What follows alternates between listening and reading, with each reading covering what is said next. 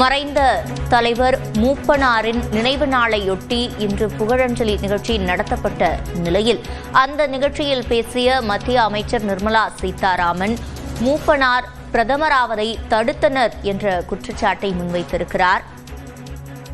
நல்லாட்சியை மக்கள் தேடி வருவதாகவும் அதற்கு தலைவர்கள் ஒன்றிணைந்து செயல்பட வேண்டும் என்றும் அவர் பேசியிருக்கிறார். தற்போது இந்த விவகாரம் தொடர்பாக கூடுதல் விவரங்களை வழங்குவதற்காக செய்தியாளரிலிருந்து இணைகிறார் நெறியாளர் காயத்ரி. காயத்ரி, இனி உங்களிடம். நன்றி சிவரஞ்சனி. மூப்பனாரினுடைய நினைவு தின விழாவில் தேசிய ஜனநாயக கூட்டணியில் அங்கம் வகிக்கக்கூடிய பாஜக மற்றும் அதிமுக உள்ளிட்ட கட்சிகளினுடைய அந்த பங்கேற்பு அப்படிங்கிறதே அரசியல் ரீதியாக முக்கியத்துவம் வாய்ந்ததாக பார்க்கப்பட்ட நிலையில இந்த நிகழ்ச்சியில மத்திய அமைச்சர் நிர்மலா சீதாராமன் பேசியிருக்கக்கூடிய கருத்தும் கவனம் பெறக்கூடியதாக இருக்கிறது. ஜி.கே. மூப்பனாரை பிரதமராக விடாமல் தடுத்தார்கள் என்பதை அவர் குறிப்பிட்டு பேசியிருக்கிறார். யாரை அவர் மறைமுகமாக குறிப்பிட்டிருக்கிறார் என்ற ஒரு கேள்வி எழுந்திருக்கிறது. அதே போன்று தமிழகத்தில் நல்லாட்சியை எதிர்நோக்கி மக்கள் காத்திருப்பதாகவும் இருக்கக்கூடிய தலைவர்கள் ஒன்றிணைந்து செயல்பட வேண்டும் என்ற ஒரு கருத்தையும் தெரிவித்திருக்கிறார். ஏற்கனவே அரசியல் களத்தில் பல்வேறு நிகழ்வுகள் தற்போது தொடர்ந்து அரங்கேறி வரக்கூடிய நிலையில் மூப்பனார் நிகழ்ச்சியில் மத்திய நிதியமைச்சர் நிர்மலா சீதாராமன் பேசியிருக்கக்கூடிய இந்த கருத்து கவனம் பெறுவதாக இருக்கிறது. இது குறித்து பேசுவதற்காக மூத்த பத்திரிகையாளர் திரு தராசு ஷியாம் நம்மோடு இணைந்திருக்கிறார். அவரிடம் பேசலாம். திரு ஷியாம், இப்போ மூப்பனாரை பிரதமராக விடாமல் தடுத்தார்கள் அப்படிங்கிற ஒரு கருத்தை நிர்மலா சீதாராமன் முன்வைக்கிறார். யாரை அவர் குறிப்பிட்டு பேசுவதாக நாம் பார்க்க வேண்டும்? இந்த கருத்திற்கு பிறகாக அவருடைய தாக்கம் எப்படி இருக்கும்? அன்றைய திமுக தலைவர் கலைஞரை குறிவைத்துதான் அந்த கருத்து சொல்லப்படுகிறது. இதெல்லாம் கிட்டத்தட்ட ஒரு 30 வருடங்களுக்கு முன்னால் எழுந்த ஒரு சர்ச்சை. 96, 98 காலகட்டத்திலே, அதாவது 96 காலகட்டம் மக்களவை தேர்தலும் தமிழ்நாடு சட்டமன்ற தேர்தலும் ஒன்றாக வந்தது. அப்போதுதான் தமாக பிறந்தது. இப்போது இருக்கிற தமாக என்பது மூப்பனாரின் தமாக அல்ல. இது ஜி.கே. வாசன் அவர்கள் தலைமையிலான தமிழ் மாநில காங்கிரஸ், அவ்வளவுதான். மூப்பனார் அவர்கள் அப்போது திமுகவோடு கூட்டணி, 20 MP சீட்டு, 40 MLA சீட்டு, 20 MP சீட்டுகளிலும் கிட்டத்தட்ட 95-100% வெற்றி என்றே வைத்துக் கொள்ளலாம்.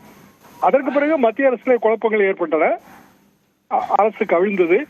அப்போது மூப்பனார் பிரதமராவதற்கு வாய்ப்பு இருந்தது.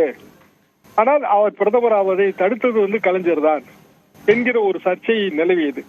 கலைஞர் பிரதமராவதற்கு ஒரு வாய்ப்பு இருந்தது, அதை தடுத்தது மூப்பனார் தான் என்கிற சர்ச்சையும் இருந்தது. கலைஞரிடம் செய்தியாளர்கள் கேள்வி கேட்டோம். அவர் தெளிவாக சொன்னார், ஐ நோ மை ஹைட் என்று, எனக்கு எனது உயரம் தெரியும், நான் பிரதமர் பதவிக்கு ஆசைப்படவில்லை என்று அவர் தெளிவாக சொன்னார். அதோடு சர்ச்சை அடங்கிவிட்டது. அதற்கு பிறகு திமுக கூட்டணியிலே தமாக தொடர்ந்தது. பின்னால் பாஜகவோடு திமுக உறவு கொண்ட போது, 99 காலகட்டத்திலே பாஜக திமுக உறவு வந்த போது மூப்பனார் அதை விரும்பவில்லை, அந்த கூட்டணியை நீடிக்க விரும்பவில்லை. எனவே அவர் இன்றைய விடுதலை சிறுத்தைகள் கட்சி, அப்போது வளர்ந்து வருகிற இளங்கட்சி, அந்த தலைவர் திருமாவளவன், புதிய தமிழகம் கட்சியின் தலைவர் கிருஷ்ணசாமி ஆகியோரோடு தனி கூட்டணி கண்டார். இதுதான் 99 காலகட்ட வரலாறு. பாரதிய ஜனதாவோடு உறவே கூடாது என்பதிலே மூப்பனார் உறுதியாக இருந்தார். ஆனால் இன்றைக்கு ஜி.கே. வாசன் அவர்கள் பாரதிய ஜனதாவோடு கூட்டணி வைத்திருக்கிறார். எனவே தேசிய ஜனநாயக கூட்டணியின் அம்சம், அங்கம் தமாக என்ற வகையிலே மீண்டும் மூப்பனார் நினைவுகளை சொல்வதன் மூலமாக மூப்பனாரை பிரதமராக்க விடாமல் தடுத்தது யார் என்ற கேள்வியை எழுப்புவதன் மூலமாக பழைய சர்ச்சைக்கு உயிர் கொடுப்பதற்கு நிர்மலா சீதாராமன் அவர்கள் முயற்சிக்கிறார். தமிழ்நாடு அரசியலில் அது எடுபடாது.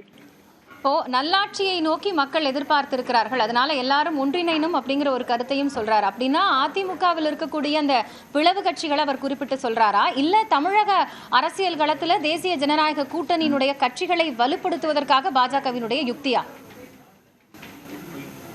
தேசிய ஜனநாயக கூட்டணி தமிழகத்தை பொறுத்தவரையில் பாரதிய ஜனதாவோடு இன்றைக்கு இருக்கிறது அதிமுக மட்டும்தான். அபிஷியலாக இன்னும் தேமுதிக சொல்லவில்லை.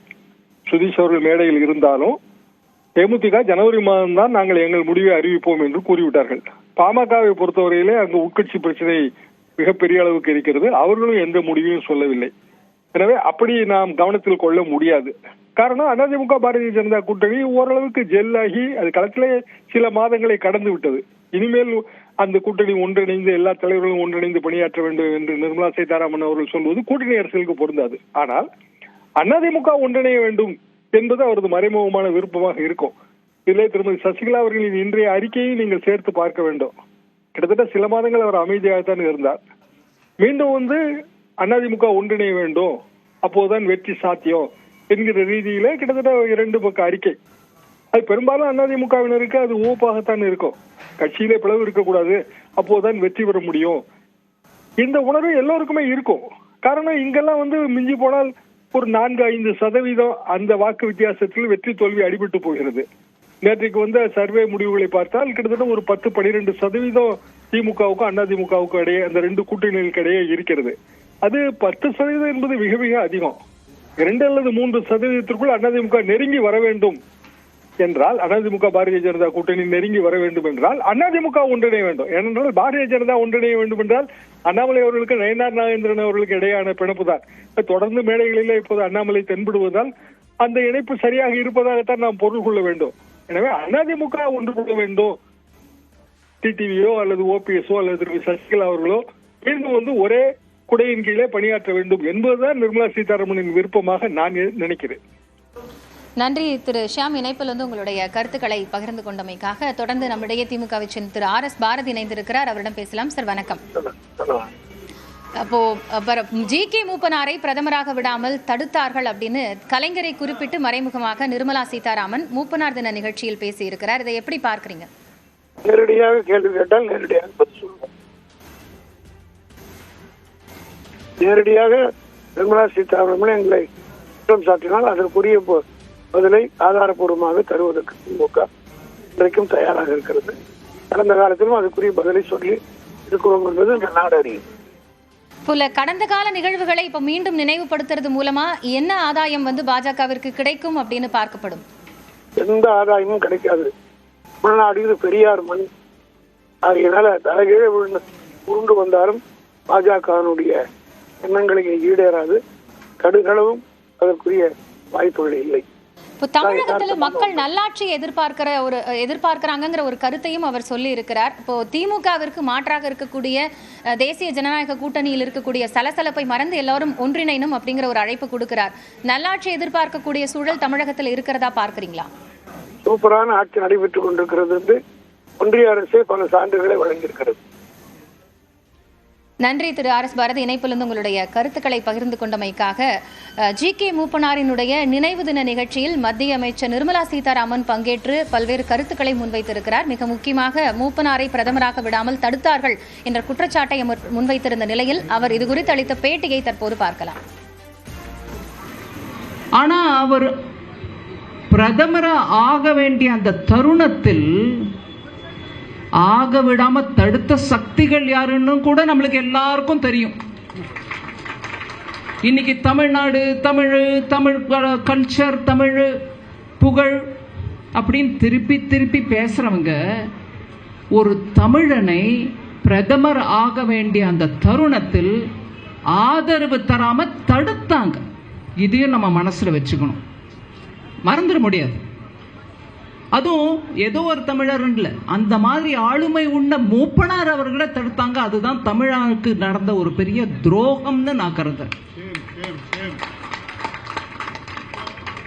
அதனால இன்னும் பல தலைவர்கள் பேச இருக்காங்க. ஆனா அரசியல் இங்க பேசக்கூடாது. புகழஞ்சலி செலுத்த வந்தோம்.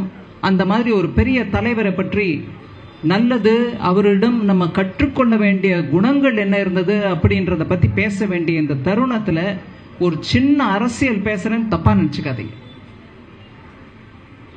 தமிழ்நாட்டில் அந்த மாதிரி அவருடைய கொள்கைகளுக்கு ஏத்த மாதிரி நல்லாட்சி அமைய நம்ம எல்லாரும் முயற்சி செய்ய வேண்டிய தருணம் இது. 2026 வரக்கூடிய தேர்தலில் தமிழகத்தில் ஒரு பெரு மாறுதலை எடுத்துட்டு வரதுக்குரிய தேவை இருக்கு. அந்த தேவையை மக்களுக்கோசம் பூர்த்தி, அதாவது முழுமை அடைய செய்ய வேண்டிய சக்தி உங்க எல்லாருக்கிட்டையும் இருக்கு, நம்ம எல்லாருக்கிட்டையும் இருக்கு.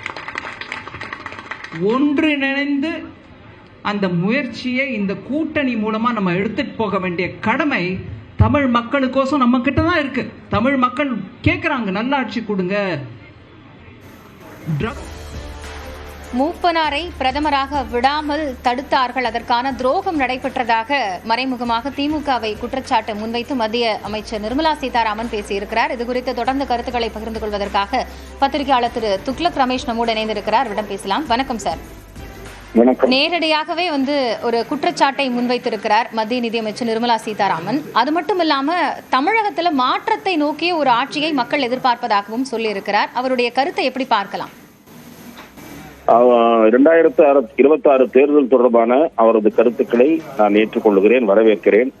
திரு மூப்பனார் குறித்த அவரது கருத்தில் மாறுபாடு இருக்கிறது. மூப்பனார் அவர்கள் பிரதமராவதற்கு விரும்புகிறாரா என்று அறிந்து வருவதற்கு திரு கலைஞர் அவர்கள் முயற்சித்தார். ஆனால் திரு மூப்பனார் அவர்கள் அதில் ஆர்வம் காட்டவில்லை என்ற ஒரு செய்தியும் முன்னர் வெளிவந்திருக்கிறது, பதிவாகி இருக்கிறது. ஆகவே அந்த விவகாரத்தில் ஒரு கருத்து குழப்பம் நிலவுகிறது. அந்த சமயத்தில் திரு மூப்பனார் அவர்கள் அதை விரும்பவில்லை என்ற ஒரு தகவலும் ஓரிரு தலைவர்களால் முன்பே தெரிவிக்கப்பட்டிருக்கிறது. குறிப்பாக திரு முரசொலி மாறன் அவர்கள் அது தொடர்பான கருத்தறிய முயற்சியில் ஈடுபட்டதாக திராவிட முன்னேற்ற கழக தரப்பில் முன்பு தெரிவிக்கப்பட்டிருக்கிறது. திரு மூப்பனார் உயர்ந்த தலைவர், பல்வேறு மாநில மத்திய அமைச்சர்கள் டெல்லியில் அவர் தங்கியிருந்த இடத்திற்கு சென்று அவர்களுடைய மாநிலத்தில் நிலவக்கூடிய காங்கிரஸ் பிரச்சனைகளுக்கு தீர்வு காண்பதற்கு அவர் சமரச முயற்சிகளில் ஈடுபட்டிருக்கிறார். அதே போல திருமதி இந்திரா காந்தி அம்மையார் அவர்களால் மிகவும் மதிக்கப்பட்ட ஒரு மாபெரும் காங்கிரஸ் தலைவர் திரு மூப்பனார் என்பதிலெல்லாம் கருத்து மாறுபாடு கிடையாது. மிக எளிமையான தலைவர், அரசியலில் மிக உயரங்களை தொற்றிருக்க வேண்டிய தலைவர். ஆனால் அவர் அந்த பதவிகளை அடையாவிட்டாலும் கூட அவரால் உருவாக்கப்பட்டவர்கள் முதலமைச்சராகி இருக்கிறார்கள், பிரதேச காங்கிரஸ் கமிட்டியினுடைய தலைவர்களாக இருக்கிறார்கள். ஆகவே மூப்பனார் அவர்களுடைய ஆளுமை குறித்து எந்த விதமான கிடையாது. தமிழகத்தில் வரக்கூடிய தேர்தலை பொறுத்தவரை திருமதி நிர்மலா சீதாராமன் அவர்கள் தமிழக பாரதிய ஜனதா அக்கறை செலுத்தி வருகிறார். அதே போல தமிழக தேர்தல் தொடர்பான விவகாரங்களை அக்கறை செலுத்தி வருகிறார். மத்திய அரசு மீது திராவிட முன்னேற்ற கழக அரசு வைக்கக்கூடிய கருத்துக்களுக்கு, குற்றச்சாட்டுகளுக்கு உடனடியாக பதில் தரக்கூடியவராக, அதுவும் புள்ளி விவரங்களுடன் பதில் தரக்கூடியவராக திருமதி நிர்மலா சீதாராமன் திகழ்கிறார். அந்த வகையிலே தமிழகத்திலே ஆட்சி மாற்றம் ஏற்பட வேண்டும் என்ற அவரது கருத்து, அதற்கு அனைவரும் ஒன்று சேர்ந்து முயற்சிக்க வேண்டும் என்பது வெவ்வேறு அரசியல் கட்சிகளுக்கு சொல்லப்பட்டது, குறிப்பாக அதிமுகவுக்கு சொல்லப்பட்டது என்று நான் பார்க்கிறேன். அவருடைய கருத்து நிச்சயமாக கூர்ந்து கவனிக்கத்தக்க ஒன்று. நன்றி திரு துக்ளக் ரமேஷ். இணைப்பிலிருந்து உங்களுடைய கருத்துக்களை பகிர்ந்து கொண்டமைக்காக. மேலும் பல்வேறு செய்திகளை ஒரு சிறிய இடைவேளைக்கு பிறகு பார்க்கலாம்.